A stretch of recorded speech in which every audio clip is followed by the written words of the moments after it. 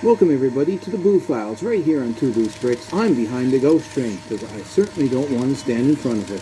So let's step inside the ghost train and see what scary building projects we have today. Boo. And it's build time. So to really sell this effect or build of the poltergeist coming out of the TV, we are using the dice element and a minifigure with long black hair. You can use any minifigure, or you can use a 2x2x1 and a 2x2x1 with studs on the front and on the top on one side only. So you move this one to the back of this one, and then you're going to notice that you're down about one plate in height. So then you just get a 1x2 plate, stick it on top of the one that has the studs on the side, and you're going to end up with pretty much the same thing as the dice element.